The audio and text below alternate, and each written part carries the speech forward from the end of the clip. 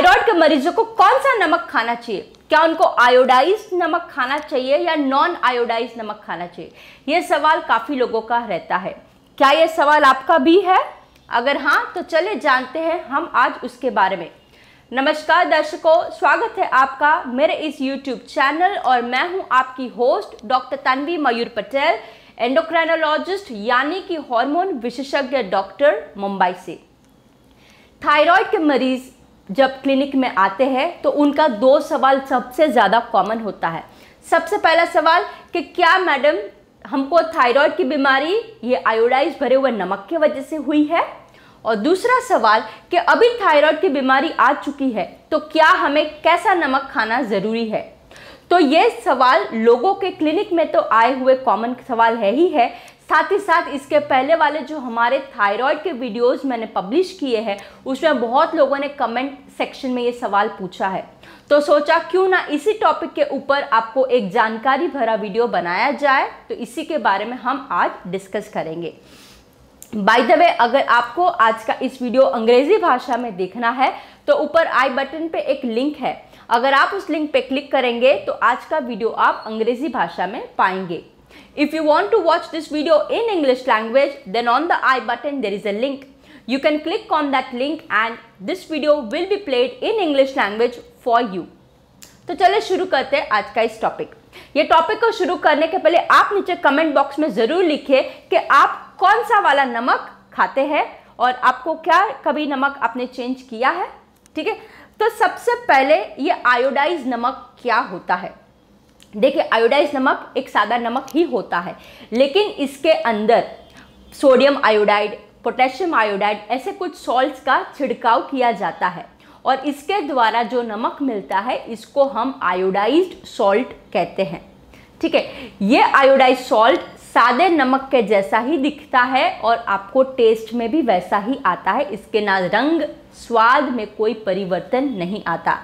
आजकल मार्केट के अंदर जो भी नमक मिलते हैं वो ज़्यादा करके आयोडाइज्ड नमक ही मिलते हैं। कभी कभार इन आयोडाइज्ड सॉल्ट के अंदर डेक्सट्रोज का भी इस्तेमाल होता है जो एक स्टेबिलाइज़र का काम करता है और ये जो नमक के अंदर मौजूद पोटेशियम आयोडाइड को ऑक्सीडाइज्ड और इवापोरेट होने से बचाता है। कभी कभार ये आयोडाइज नमक के अंदर कैल्शियम सिलिकेट का भी इस्तेमाल होता है जो एक एंटी केकिंग एजेंट है और जो नमक के अंदर आने वाले क्लम्पिंग से बचाता है ताकि नमक के गड्ढे ना बने। तो ये है आयोडाइज नमक। अब हम ये जानते हैं कि क्यों नमक को आयोडाइज किया जाता है, क्या वजह है उसके पीछे। देखिए, एक यूनिवर्सल सॉल्ट आयोडाइजेशन USI नाम की प्रोसेस है जो 1924 से पूरे विश्व में बहुत सारी देशें फॉलो करती है। भारत के अंदर 1950 के बाद में नमक का आयोडाइजेशन प्रोसेस शुरू किया गया है। अब क्यों सरकारें ऐसा कदम उठाती है, इसके पीछे कोई ठोस वजह तो है। क्या है वो वजह? तो सबसे पहले ये समझ लीजिए कि जो थायराइड की जो ग्रंथि है ये बनाती है दो खास हार्मोन T3 और T4। ये दोनों हार्मोन बनने के लिए आपको सही मात्रा में आयोडीन का होना बहुत ज़्यादा ज़रूरी है। अनफॉर्चुनेटली आयोडीन हमारी शरीर नहीं बनाती है, इसके लिए हमें बाहरी तौर से ही आयोडीन लेना पड़ता है, चाहे आपका नमक हो या चाहे वो आपका खाद्य पदार्थ हो। सही मात्रा में अगर आयोडीन नहीं होगा तो इसके वजह से आपको थायराइड सही मात्रा में कार्य नहीं करेगा और उसके वजह से आपको थायराइड की बहुत सारी बीमारियां हो सकती है, जिनमें से कुछ एग्जाम्पल है हाइपोथायराइड जहां पे आपका थायराइड ग्रंथि कम कार्य कर रहा है, और दूसरा है गॉइटर जहां पे आपकी थायराइड की ग्रंथि सूज के बहुत बड़ी हो जाती है। तो इन बीमारियों ना हो उसके लिए आयोडाइज्ड नमक का इस्तेमाल किया जाता है। अब देखिए, थायराइड का जो हार्मोन जो है ये बहुत ही खास कार्य करता है, वो है आपका शारीरिक और आपका मानसिक डेवलपमेंट। तो अगर आपके खाने पीने में आयोडीन की कमी होगी तो आपका शारीरिक और मानसिक डेवलपमेंट कम हो सकता है, और यह खास करके उन एज ग्रुप के लोगों को एप्लीकेबल है जैसे कि 18 से लेकर 30 साल की औरतें जो गर्भ धारण कर सकती है, जिसको रिप्रोडक्टिव एज ग्रुप कहते हैं। दूसरा है गर्भवती महिलाएं, तीसरी है स्तनपान कराती हुई महिलाएं और चौथी है छोटे बच्चे। इन लोगों के शारीरिक और मानसिक डेवलपमेंट बहुत ही ज़्यादा ज़रूरी है। अगर ये एज पे उनका शारीरिक और मानसिक डेवलपमेंट बराबर से नहीं होगा तो आगे आने वाली जो प्रजातियां हैं वो शारीरिक और मानसिक तौर से विकलांग हो सकती है। और कोई भी देश ये नहीं चाहता कि उनकी जनसंख्या में ज़्यादा मात्रा में ऐसे शारीरिक और मानसिक विकलांग प्रजा हो। इसीलिए सरकारें नमक को आयोडाइजेशन करने का प्रोसेस को बहुत ही गहराई से देखती है और इसी के वजह से सरकारों ने नमक को आयोडाइजेशन करने का एक अच्छा निर्णय लिया है। देखिए, जब भी आयोडाइजेशन नहीं हुआ था उसके पहले भारत में बहुत से ऐसे पहाड़ी इलाके थे जहाँ पे आयोडीन की कमी के वजह से बहुत सारे प्रॉब्लम्स होते थे और ये थायराइड की प्रॉब्लम के वजह से वो एरिया को गॉइटर बेल्ट एरिया भी कहा जाता था। अच्छी बात यह है कि जब से आयोडाइजेशन की प्रोसेस शुरू हुई है ऐसे गॉइटर बेल्ट एरिया बहुत कम हो चुके हैं और ज़्यादा से ज़्यादा लोगों को सही मात्रा में आयोडीन मिल रहा है। इसके वजह से बहुत सारी थायराइड की बीमारियों का भी आना उस एरिया में कम हो चुका है। तो इन बातों को ध्यान में रखने की वजह से ही सरकार ने नमक को आयोडाइजेशन का फोर्टिफिकेशन करना शुरू किया है। अब हम ये जानते हैं कि फोर्टिफिकेशन ऑफ फूड तो कोई भी हो सकता था, तो नमक को ही क्यों इस्तेमाल किया, क्यों आटा या चावल या तेल का इस्तेमाल नहीं हुआ? देखिए, इसके पीछे बहुत सारी वजह है। तो अगर हम सरकार की तरफ से वजह देखने जाए तो सरकार को ऐसी चीज़ लेनी पड़ेगी जो हर एक नागरिक कंज्यूम करता हो, तो उसमें नमक सबसे पहला आता है। आप कोई भी धर्म के हो, कोई भी आप जाति प्रजाति के हो या तो आप भारत के कोई भी हिस्से में रहते हो, नमक एक ऐसी चीज़ है जो हर एक व्यक्ति अपने ज़िंदगी में इस्तेमाल करता है। इसीलिए नमक का चुनाव बहुत ही इम्पोर्टेंट था। साथ ही साथ जो नमक का जो फोर्टिफिकेशन आयोडाइजेशन का जो प्रोसेस है बहुत आसान है, इसीलिए वो प्रोसेस भी इजी हो जाता है। इसके लिए जो आयोडाइड सॉल्ट की जो रिक्वायरमेंट होती है वो बहुत ही कम मात्रा में लगता है। इसके वजह से ये जो प्रोसेस जो है एक बहुत ही आर्थिक तौर पे किफ़ायती और कॉस्ट इफ़ेक्टिव हो जाता है और ये प्रोसेस ज़्यादा महंगा भी नहीं पड़ता।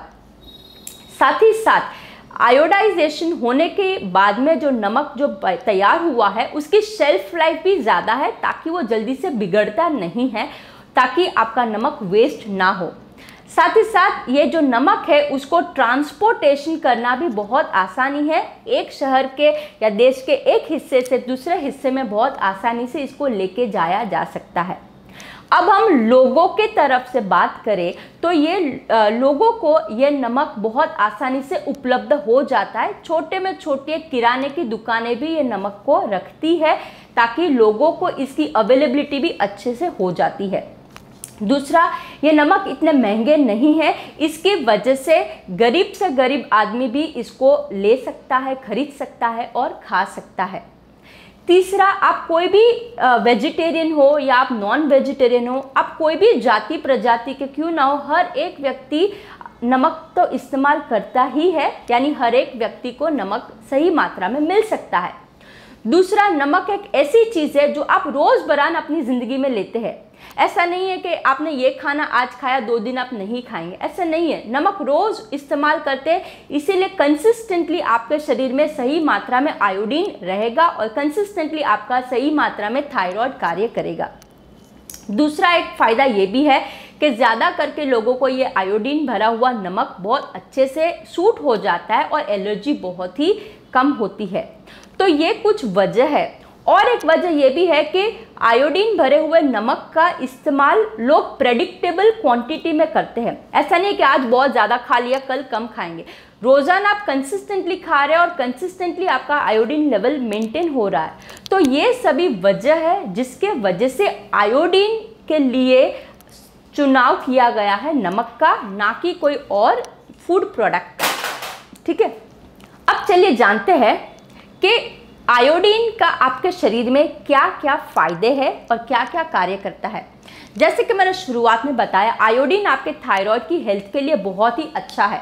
तो अगर आपके शरीर में सही मात्रा में आयोडीन रहेगा तो आपका थायराइड भी सही तरीके से कार्य करेगा, आपकी थायराइड हेल्थ अच्छी रहेगी। दूसरी वजह ये भी है कि हमारे शरीर के अंदर दो खास मेटल है, मर्क्यूरी और लेड। ये दोनों मेटल हमारी थायराइड की हेल्थ के लिए विपरीत असर लाते हैं। तो इस मेटल को, हैवी मेटल की इफेक्ट को कम करने का कार्य भी आयोडीन करता है, ताकि आपके शरीर में मर्क्यूरी और लेड की इफेक्ट ना हो और आपको थायराइड की बीमारी ना हो। तीसरा वजह यह भी है कि आयोडीन जो है हमारे पेट के अंदर जो आंतड़ी है, जो इंटेस्टाइन है, उसके हेल्थ के लिए बहुत ही इंपॉर्टेंट है। देखिए, आयोडीन की डेफिशिएंसी के अलावा थायराइड की बीमारियां होने की एक अलग वजह यह भी है कि ऑटो इम्यून हेल्थ प्रॉब्लम, क्योंकि हमारे शरीर की ज़्यादा करके इम्यून सिस्टम हमारे पेट और इंटेस्टाइन में है, तो इंटेस्टाइन की सही हेल्थ होना बहुत ही इंपॉर्टेंट है। तो अगर आपके इंटेस्टाइन में अच्छी मात्रा में अच्छे बैक्टीरिया और कम बुरे बैक्टीरिया रहेंगे, उतनी ही आपकी इंटेस्टाइन अच्छी होगी, उतनी ही आपकी इम्यून सिस्टम अच्छी होगी और उतना ही आपको ऑटो इम्यून हेल्थ प्रॉब्लम होने के चांसेस भी कम होंगे। तो ये भी आयोडीन का बहुत ही अच्छा इंपॉर्टेंट रोल है।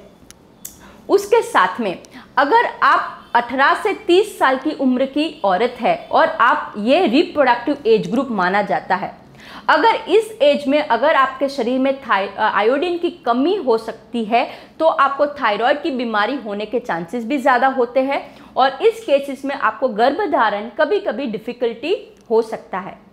दूसरी वजह यह भी है कि अगर आप गर्भवती महिला है और उस वक्त पे अगर आपको आयोडीन की कमी है तो आपको गर्भावस्था के दौरान थायराइड की बीमारी आ सकती है और साथ ही साथ आपके आने वाले बच्चे में भी प्रॉब्लम आ सकते हैं। ज़्यादा करके थायराइड की बीमारी जब भी हमारे शरीर के हार्मोन शिफ्टिंग में जाते हैं तभी होती है। तो प्रेगनेंसी एक ये जोन है जब हमारे हार्मोन शिफ्ट होते हैं, तो इस केसेस में भी थायराइड की बीमारी होने के चांसेस बढ़ जाते हैं। अगर इस समय के दौरान आपकी आयोडीन अच्छी मात्रा में रहेंगे तो आपको थायराइड की बीमारी भी कम होने की संभावना है। उसके साथ में जो शिशु का जो डेवलपमेंट होता है गर्भावस्था के दौरान, उसके ब्रेन और उसके बोन यानी हड्डियों के विकास के लिए भी सही मात्रा में माँ का आयोडीन का होना बहुत ज़रूरी है। अगर आपको आयोडीन की कमी होगी तो गर्भावस्था के दौरान आपको मिसकैरेज यानी गर्भपात होने की भी संभावना बढ़ जाती है। ठीक है, अब चलिए जानते छोटे बच्चों का जो शारीरिक और मानसिक डेवलपमेंट सबसे ज़्यादा शुरुआती के एज ग्रुप में होता है। तो अगर उस वक्त पे अगर आयोडीन की कमी होगी तो बच्चों को क्रेटिनिज्म वाली थायराइड की बीमारी हो सकती है, जहाँ पे उनका मानसिक और शारीरिक विकास बहुत ज़्यादा कॉम्प्रोमाइज़ हो सकता है। तो ये सभी फायदे हैं आपके शरीर में सही मात्रा में आयोडीन के होने के। अब चलिए जानते हैं कि आपको आयोडीन कहाँ से मिलता है। देखिए, आयोडीन के जो फूड सोर्सेज जो है वो बहुत ही कम है। ज़्यादा करके ये जो फूड सोर्सेज है ये आपको समंदर में से मिलने वाले खाद्य पदार्थों में है। उसमें पहले आता है वेजिटेबल्स, तो उसमें कुछ शैवालें आ जाती है, केल्प नाम की वेजिटेबल आ जाती है और जो शैवालें है उसका सबसे ज़्यादा मात्रा में आयोडीन होता है। आजकल बाज़ार में सूखी हुई शैवालें भी मिलती है, अगर आप चाहे तो वो भी इस्तेमाल कर सकते हैं। खास प्रकार के जापानीज़ खाने होते हैं जिसमें नोरी शीट का इस्तेमाल होता है सुशी बनाने में, उसमें भी ये अच्छी मात्रा में आयोडीन पाया जाता है। उसके साथ साथ समंदर में से मिलने वाले खाद्य पदार्थ जिसमें उसमें मछलियाँ आ गई, सैल्मन नाम की मछली है, फिर ट्यूना नाम की मछली है, फिर लॉबस्टर है, प्रॉन्स है, झींगा है, केकड़ा है, ये सब में भी ज़्यादा मात्रा में आयोडीन है। अगर आप वेजिटेरियन हैं तो डेयरी प्रोडक्ट्स में भी आपको अच्छी मात्रा में आयोडीन मिल जाता है, जैसे उसमें दही हो गया, पनीर है, मक्खन है, चीज़ है, उसमें भी अच्छी मात्रा में आयोडीन मिल जाता है। और सबसे आसान तरीका आयोडाइज नमक ही है। ठीक है, अब चलिए जानते हैं कि आपको कितना आयोडीन की ज़रूरत है। देखो, आयोडीन की रिक्वायरमेंट जो है वो आपकी एज पे निर्भर है। अगर आपकी उम्र 6 साल से कम है तो आपको दिन में 90 माइक्रोग्राम आयोडीन चाहिए। 6 से 12 साल की उम्र के बच्चों के लिए आयोडीन की रिक्वायरमेंट 120 माइक्रोग्राम होती है और 12 साल से बड़े व्यक्तियों के लिए दिन में 150 माइक्रोग्राम की रिक्वायरमेंट होती है। अगर आप गर्भवती महिला है या तो आप स्तनपान कराती हुई महिला है तो आपकी आयोडीन की रिक्वायरमेंट ज़्यादा बढ़ के 250 माइक्रोग्राम प्रतिदिन तक भी जाती है। तो इतना आपको आयोडीन प्रतिदिन चाहिए आपकी थायराइड की अच्छी सेहत के लिए। ठीक है, अब चलिए जानते हैं कि आपको दिन में कितना नमक खाना ज़रूरी है। देखिए, आइडियली केस में अगर आपके दिन में 3 से 4 ग्राम नमक आइडियली माना जाता है। क्यों? क्योंकि अगर आप ज़्यादा मात्रा में नमक लेंगे तो नमक में सोडियम क्लोराइड होता है। ये जो सोडियम जो है आपको ब्लड प्रेशर जैसी बीमारियां भी ला सकता है। इसीलिए सही मात्रा में नमक का भी होना बहुत ज़्यादा ज़रूरी है। ज़्यादा मात्रा में आप नमक खाएंगे तो आपको वाटर रिटेंशन जैसी भी शिकायत हो सकती है, ब्लड प्रेशर जैसी शिकायतें भी होती है। अब जो नमक जो है हम सिर्फ खाने में नहीं खाते, बहुत सारे हिडन सोर्सेज भी है जहाँ पे नमक आ जाता है। जैसे कि प्रोसेस खाना जो आजकल बहुत प्रचलित हो चुका है, जंक फूड खाना जो नमकीन है, फिर चिप्स है, फिर पापड़ आते हैं, फिर अचार आते हैं, जो भी खाद्य पदार्थ पैकेट्स में आते हैं, बॉटल्स में भरे हुए आते हैं, वो सभी में ज़्यादा मात्रा में नमकों का इस्तेमाल होता है और इसके वजह से भी आपको ब्लड प्रेशर जैसी शिकायतें बढ़ जाती है। अब क्योंकि ये सभी नमकों में आयोडाइज नमक ही होता है तो आपका आयोडीन का लेवल भी बढ़ सकता है। ठीक है, और एक बहुत ही इम्पॉर्टेंट लोगों के माइंड में सवाल आता है, वो है आयोडीन भरे हुए सप्लीमेंट्स। देखिए, अगर आपके खाद्य पदार्थ रोज़ाना जैसे मैंने शुरुआत में बताया वैसे है तो आपको आयोडीन सप्लीमेंटेशन की ज़रूरत नहीं है। ठीक है, अगर आप ऐसे बेल्ट में रह रहे हैं जहाँ पे आपका बहुत ज़्यादा आयोडीन डेफिशिएंसी है तो कभी कभार आयोडीन का सप्लीमेंटेशन ओके है, लेकिन अगर आप सही मात्रा में नमक भी ले लेंगे तो आपको आयोडीन सप्लीमेंटेशन की ज़रूरत नहीं पड़ती। एक बात का ख्याल ज़रूर रखिएगा कि अगर आपके शरीर में आयोडीन ज़्यादा मात्रा में भी हो जाता है तो भी वो आपकी थायराइड की हेल्थ के लिए ख़राब है और आपको थायराइड की बीमारियां हो सकती है। बहुत सारे मरीज़ ऐसे हैं जो आयोडीन भरी हुई दवाइयों का इस्तेमाल करते हैं, जैसे कि एम्योडेरॉन। ये दवाइयाँ हृदय यानी हार्ट के मरीजों को प्रिस्क्राइब की जाती है। अगर आप बार बार किसी कारणवश रेडियोलॉजिकल प्रोसीजर से गो थ्रू कर रहे हैं जहाँ पे आपको खून की नस में इंट्रावीनसली आयोडीन भरी हुई डायो का इस्तेमाल करते हैं, उसमें भी बहुत ज़्यादा मात्रा में आयोडीन होता है और इसके वजह से भी आपको थायराइड की बीमारी हो सकती है, तो वो आप आपके डॉक्टर को ज़रूर बताइएगा। अब हम ये बात पे आते हैं कि क्या थायराइड के मरीजों को आयोडीन भरा हुआ नमक खाना चाहिए या नहीं खाना चाहिए। देखिए, इसमें बहुत सारी बातें आ जाती है। सबसे पहला, अगर आपको थायराइड की बीमारी आयोडीन की कमी के वजह से हुई है तो आपको आयोडीन भरा हुआ नमक खाना अच्छा है और वो सही पाया जाता है। अगर आपके फैमिली में किसी को थायराइड की बीमारी है तो आपको भी थायराइड की बीमारी होने की संभावना बढ़ सकती है, तो उन केसेस में भी आयोडीन भरा हुआ नमक खाना एक अच्छी बात माना जाता है। बाय द वे, अगर आपके फैमिली में किसी को थायराइड की बीमारी है तो उससे आप कैसे बचें उसके लिए मैंने एक अलग वीडियो बनाया है। ऊपर आई बटन पे आपको वो लिंक मिल जाएगा, वो वीडियो को आप देख लीजिएगा। वो वीडियो में मैंने बात की है कि क्या क्या टिप्स आप इस्तेमाल कर सकते हैं जिससे आपको फ्यूचर में थायराइड की बीमारी ना हो। ठीक है, तो वो एक इम्पॉर्टेंट बात है। तीसरी बात यह है कि अगर आप गर्भवती महिला है या तो आप स्तनपान कराती हुई महिला है, उस वक्त पे आपकी आयोडीन की रिक्वायरमेंट बहुत ज़्यादा होती है, तो उस वक्त पे आयोडीन भरा हुआ नमक एक अच्छी बात माना जाता है। ठीक है, चौथी बात यह है कि अगर आपके रोज़ाना खाद्य पदार्थ में बहुत ज़्यादा मात्रा में आप सी फूड या तो फिर आप आयोडीन के और कोई फूड सोर्सेज का इस्तेमाल करते हैं तो उन केसेस में अगर आप थोड़ा कम आयोडाइज नमक का इस्तेमाल करें तो चल सकता है। लेकिन ज़्यादा करके भारत में लोग रोज़ाना दिन में 2-3 बार सी फूड नहीं खाते हैं, तो उन केसेस में आयोडाइज नमक का इस्तेमाल करना बेहतर माना जाता है।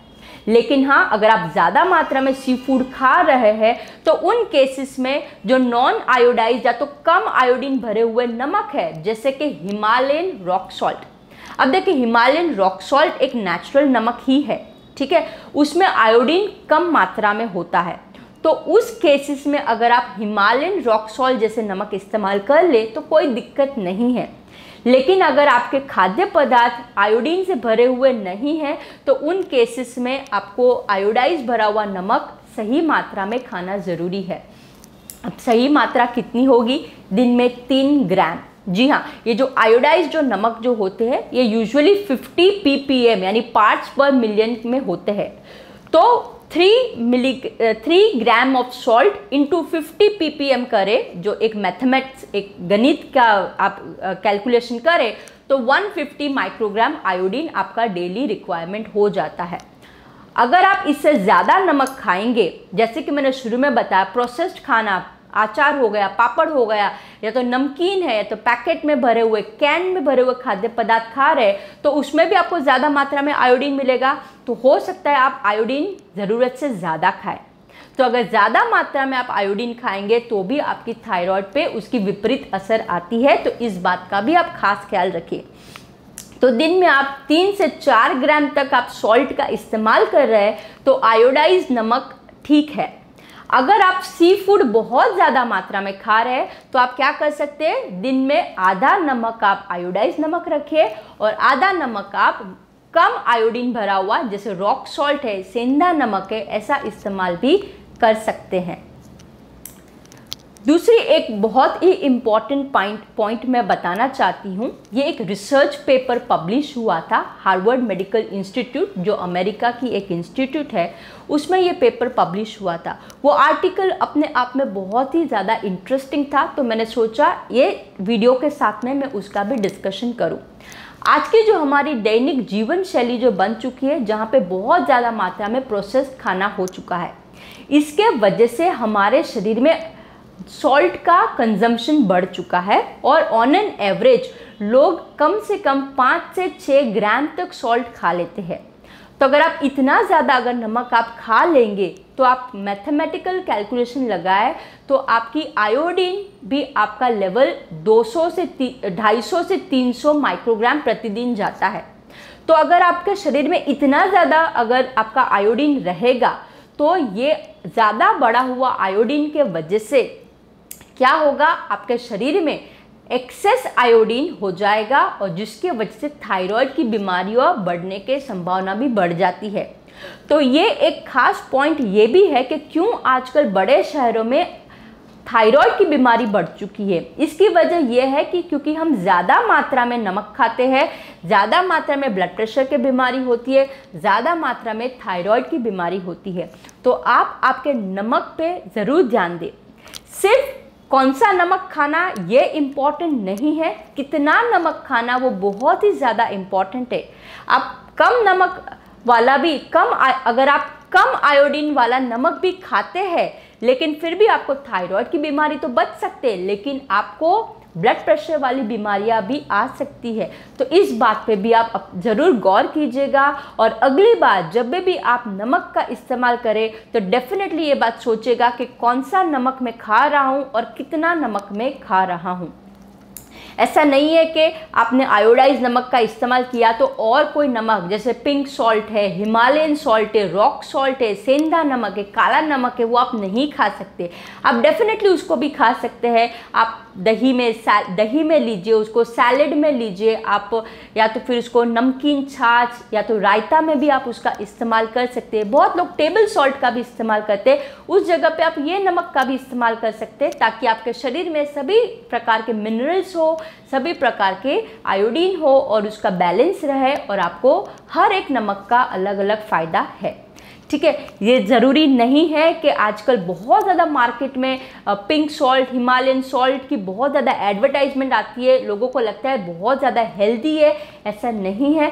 सिर्फ आप वो नमक खाएंगे और कोई आयोडीन भरे हुए सोर्सेस नहीं खाएंगे तो भी आपकी थायराइड की हेल्थ कॉम्प्रोमाइज़ होगी, फिर भी आपको थायराइड की बीमारियाँ हो सकती है। तो जो भी आप नमक खाएं सही मात्रा में खाएं, वो बहुत ही इम्पॉर्टेंट है। आप नीचे कमेंट बॉक्स में ज़रूर लिखिए कि आप कौन सा नमक खा रहे हैं और कितना नमक खा रहे हैं। जी हाँ, नमक को आप मेजर भी कर सकते हैं। आजकल बाजार में बहुत छोटे छोटे स्पून आ गई है या तो किचन स्केल आ गए जिसमें आप नमक को मेजर कर सकते हैं और उस हिसाब से आप अपना नमक चेंज कीजिए और आप मेजर कीजिए कि क्या आप नमक खा रहे हैं। ठीक है, एक चुटकी नमक कभी कभी बहुत ज़्यादा बीमारियां लेके आ सकता है, इस बात पे गौर कीजिएगा। ठीक है, अगर आपको आज के इस वीडियो के द्वारा कुछ अच्छी जानकारी हासिल हुई हो तो लाइक बटन पे ज़रूर क्लिक कीजिए। नीचे कमेंट बॉक्स है, आप आपके थायराइड रिलेटेड सवालों भी नीचे छोड़ सकते हैं। मैं हर एक सवाल को पढ़ती हूँ और मैं कोशिश करती हूँ उसका मैं जल्द से जल्द जवाब दूँ। और अगर आपने मेरे इस चैनल को अब तक सब्सक्राइब नहीं किया तो प्लीज़ सब्सक्राइब कीजिए। आपको ज़्यादा से ज़्यादा हेल्थ रिलेटेड और ख़ास करके हार्मोन रिलेटेड जानकारी मिलती रहेगी। अगले बार हम वापस मिलेंगे कुछ एक नए इंटरेस्टिंग टॉपिक के साथ में। तब तक नमस्ते।